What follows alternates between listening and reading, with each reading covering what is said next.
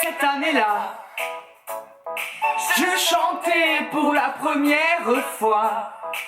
Le public ne me connaissait pas. Quelle année cette année-là? Cette année-là, Rock'n'Roll venait d'ouvrir ses ailes. Dans mon coin, je chantais belle, belle, belle. Et le public aimait ça. Bonjour mes amours, comment vous allez? Moi ça va très bien malgré ce temps qui s'est rafraîchi. Et en parlant rafraîchissement, ouais, je me suis rafraîchi le visage, je me suis fait une nouvelle coupe, j'ai aussi rafraîchi mon couloir. Donc vous voyez, je refais tout. Ma gueule, mon appartement, et ça fait du bien. Parce que franchement, ce temps, le soleil qui disparaît, le froid qui arrive, alors c'est cool pour la période de Noël, mais sur le moral, bof bof. Hein. Donc ça fait du bien un peu de le changement, tout ça. Ça donne un peu de gaieté. Voilà. Et en parlant de Noël, pensez qu'à partir de la semaine prochaine, donc de dimanche prochain, je vous ferai que des vidéos en lien avec Noël. J'ai prévu plein de petites choses. On va parler albums, contes de fées, films, etc. Bref, cadeaux, ça va être au top, aux petits oignons mes amours. En tout cas là aujourd'hui on se retrouve pour quoi? On se retrouve pour un j'ai dévoré, j'ai lu. Donc ce sont mes avis sur mes dernières lectures pour ceux qui seraient nouveaux sur la chaîne, que je classe des moins aimés aux plus aimés, mais en version un peu gourmande parce que je suis un inconditionnel du sucre. Donc mes catégories c'est j'ai boudé, j'ai goûté, j'ai croqué, j'ai dévoré. Voilà, ouais. J'aime le sucre, je kiffe me goinfrer de chocolat et de biscuits. Je sais, c'est pas très bon pour la santé, mais chut, on ne le dit pas. Voilà. Donc, en tout cas, c'est parti, c'est maintenant. Mes dernières lectures, le j'ai dévoré, j'ai lu. Oui, c'est parti. La première lecture que je vous présente, c'est une lecture que j'ai lue pendant Halloween parce que le thème s'y prêtait très bien. C'est Au service de Sa Majesté la Mort de Julien Évreau aux éditions Castelmore. Donc ce livre-là, ça a été un j'ai dévoré. Oui, je l'ai surkiffé, je l'ai bouffé littéralement, vraiment en très très peu de temps. Bon, après, il est très court, c'est un jeunesse, donc ça se lit très facilement, mais quand même, j'ai adoré l'ambiance, j'ai adoré l'univers, j'ai adoré les personnages et j'ai adoré l'idée de base. Puisque on va suivre en fait Elisabeth, qui est une jeune femme qui vit à Londres en 1887, donc ça se passe à l'époque victorienne, cette époque que j'aime par-dessus tout. J'aime beaucoup cette ambiance, cette atmosphère un peu à l'ancienne, vraiment ça me plaît, donc c'était parfait, surtout pour Halloween, et puisqu'avec les petites rues de Londres un peu sombres, etc. quoi, vraiment. L'ambiance, j'y étais totalement. Et pourtant, vous voyez, il est assez court. Donc, je trouve que Julien a fait une réussite sur ça. Il vous met dans l'ambiance immédiatement. Et de quoi ça parle? Eh bien, on va suivre cette fameuse Elisabeth, qui est journaliste et écrivain, mais elle utilise un nom d'emprunt, puisqu'à l'époque, les femmes n'avaient pas le droit d'exercer ce genre de métier. Et le nom d'emprunt qu'elle prend, c'est d'un homme journaliste assez connu et célèbre à cette époque. Sauf que cet homme-là va se faire assassiner sous ses yeux. Et bien évidemment que du coup elle devient un peu gênante et elle va se faire assassiner à son tour. Donc l'histoire aurait pu être très courte et s'arrêter là, mais non, pas du tout, parce qu'Elisabeth va se réveiller en tant que revenante. C'est-à-dire qu'elle va être au service de la mort pour attraper les trompe-la-mort. Puisqu'il faut savoir qu'en fait, il y a des personnes qui arrivent à tromper la date et le jour de leur décès pour essayer d'atteindre une certaine immortalité. Alors à travers plusieurs moyens. Ça parle de vampirisme, ça parle de rituels vaudous, de magie, etc. Quoi, vraiment, l'idée est géniale parce que il y a tout ce côté fantastique, mais qui paraît en même temps très réel et très possible. C'est ça que j'ai aimé. Et du coup, Elisabeth va rentrer dans ce club, entre guillemets, de revenants. Donc, il y a des personnages assez comiques, assez drôles. Il y a vraiment toute une hiérarchie comme ça qu'on découvre, ou comment la mort arrive à gérer son affaire pour que tout le monde meure à l'heure et à la date qu'elle avait prévue. Donc c'est vraiment, j'ai adoré. Il y a plein de petites choses vraiment Ah, je sais pas, c'est vraiment très très bien fait quoi, l'univers est génial, je vous le conseille fortement, il me tarde de me plonger dans le tome 2 que je vais acheter très prochainement, mais vraiment j'ai adoré. Je me suis plongée ensuite dans le tome 2 de Terre de Brume, le choix des élus de Cindy Van Linder aux éditions Rajo. C'est un roman jeunesse, plutôt court aussi, et je me suis régalée, ça a été un j'ai dévoré. Oui, vous voyez, à la suite, j'ai eu 2 très bonnes lectures et c'était un bonheur. Quand ça se passe comme ça, on kiffe, on adore. Si ça pouvait l'être tout le temps, ça serait fantastique. Mais en tout cas, là, ça a été vraiment un enchaînement de petits bonheurs de lecture. J'avais énormément apprécié le tome 1 où on est dans un univers très intriguant où dès le début, on n'a pas toutes les clés, mais on a envie de comprendre et d'aller plus loin. Surtout que la forme de magie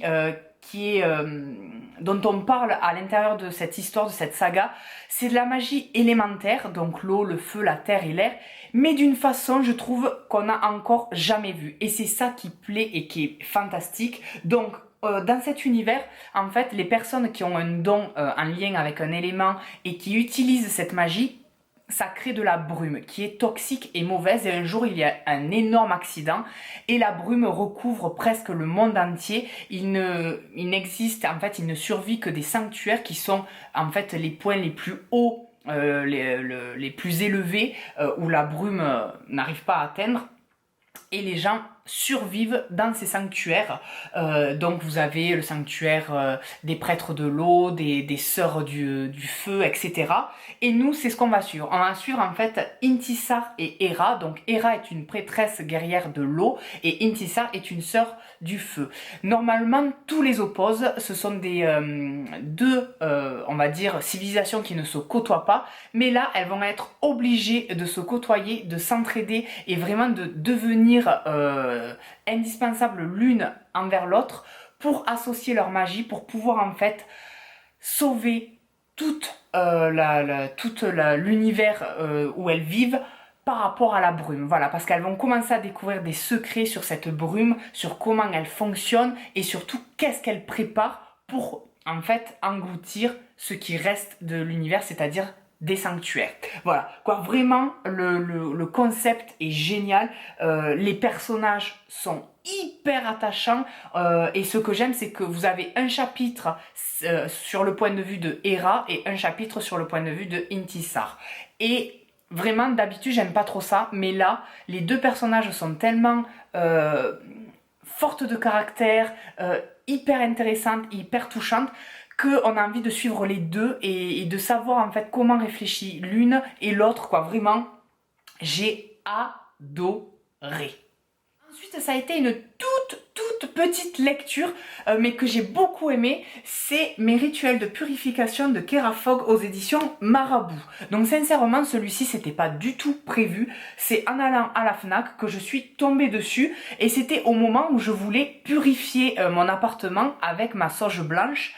Et quand je suis tombée sur ce livre, je me suis dit, c'est un signe, prends-le. Surtout que l'intérieur est magnifique. Je vais vous mettre des inserts pour que vous puissiez voir, mais il est très bien illustré, très bien fait. Il est concis, précis, clair.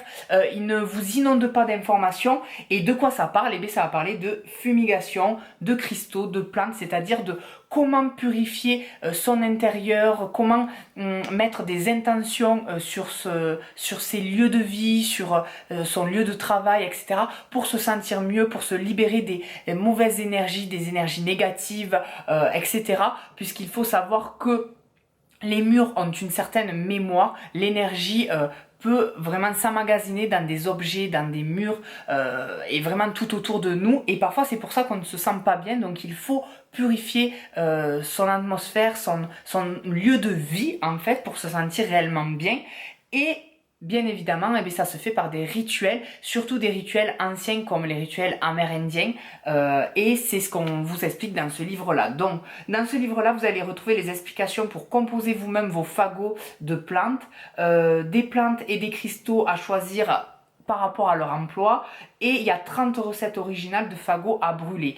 Et en fait, je trouve ça magnifique, surtout que là, pour Noël qui arrive, ça peut être un magnifique cadeau de créer un fagot de fumigation exprès pour une personne en particulier, avec une intention particulière, et le fait que c'est fait main, que c'est fait par vous-même, je trouve que ça a plus de puissance, quoi, vraiment, je trouve ça vraiment pas mal du tout. Et du coup ça a été un quoi, ça a pas été un j'ai dévoré, parce que c'est pas non plus une lecture qui a bouleversé ma vie. Il y a beaucoup de choses que je connaissais ou que je savais déjà ou que je devinais, mais ça a été quand même un j'ai croqué, parce que je l'ai lu d'une traite, vraiment, en une journée je l'avais lu, et puis c'est surtout que je trouve que les 30 recettes sont très bien faites et qu'on peut les adapter à soi-même, donc vraiment n'hésitez pas, si vous êtes intéressé pour savoir comment faire des rituels de purification et d'assainissement comme ça, foncez dessus, parce qu'il est très très bien. La dernière lecture de ce J'ai dévoré, j'ai lu, c'est Nevermore, les défis de Morrigan Crow de Jessica Townsend aux éditions PKJ. Alors ce livre-là, ça a été un raz-de-marée quand il est sorti. On l'a vu partout, tout le monde l'attendait, tout le monde l'a encensé, beaucoup l'ont adoré. Donc moi, il me tardait de me plonger dedans, surtout que ça faisait très univers à la Harry Potter. De quoi ça parle? On va suivre Morrigan, qui est une jeune fille qui est née le jour du Merveillon, et du coup, elle est maudite, c'est-à-dire que le jour de ses 11 ans à minuit, elle va mourir. Sauf que ce jour-là, normalement du jour de sa mort, elle va être sauvée in extremis par un homme assez bizarre, assez particulier, qui va l'entraîner dans le monde magique et merveilleux de Nevermore. Voilà, donc comme ça, le résumé, moi, avait tout pour me plaire, je m'en léchais les babines d'avance, et en fait, ça a été un j'ai goûté. Oui, alors je sais, il y en a plein qui vont peut-être crier, qui vont se dire que c'est pas possible, au scandale, comment ça se fait que Dimitri n'ait pas aimé ça, etc. Alors c'est pas que je n'ai pas aimé, puisque c'est pas un j'ai boudé quand même, mais c'est vrai que l'univers m'a pas transporté. Déjà, faut savoir que au tout début, avant qu'on rentre dans Nevermore, on est déjà dans un univers, donc on est dans une république, c'est un peu les États-Unis, on va dire, mais totalement modifié, etc. Mais on est déjà en fait dans un univers un peu absurde et bizarre, qui n'est pas comme le nôtre. Et c'est-à-dire que, du coup, quand elle rentre dans Nevermore, on ne voit pas trop de différence. C'est-à-dire, il n'y a rien, je trouve, de particulier dans Nevermore que dans son monde à elle, en fait. Puisque son monde à elle était déjà particulier et un peu zarbi. Et Nevermore, il est pareil, mais sans de choses très fantastiques ou fabuleuses. Quoi, vraiment, Nevermore, moi, ça ne m'a pas transporté parce que, oui, il y a un chat immense, mais à part ça, je veux dire, il n'y a rien de magique. Il n'y a rien de spectaculaire. Je sais pas, l'univers, moi, ne m'a pas transporté. Je le trouve pas si riche que ça. Je trouve que Nevermore n'envoie pas du lourd en termes d'univers. Morrigan, son côté un peu pessimiste, un peu à se plaindre sur elle-même tout le temps, etc., ne m'a pas particulièrement plu, et ça m'a pas forcément aidé à m'attacher à elle. Tous les personnages qu'il y a autour, mais pareil, sont pas super bien travaillés, je trouve, sont pas super profonds. Son meilleur ami, moi je trouve qu'il est un peu agaçant. Le neveu là de son mécène, c'est un petit con, voilà, faut le dire. Son mécène, il est vraiment dans la lune, dans son monde, etc. Mais je trouve que c'est trop grossier, et c'est surtout que je ne vois pas où l'histoire va en venir. Voilà. Alors, si, la fin, après, il y a quand même... la fin est assez... redonne un peu de saveur à tout ce début que moi je n'ai pas aimé. Donc, je vais essayer le tome 2, mais sincèrement, moi j'ai pas été emballée, hein, par rapport à tous ceux qui disaient que c'était fantastique, génial, etc. Ben moi ça a été, ouais, j'ai bien aimé, mais sans plus. Mes amours, ce J'ai dévoré, j'ai lu est terminé. J'espère que vous n'avez pas fait une indigestion.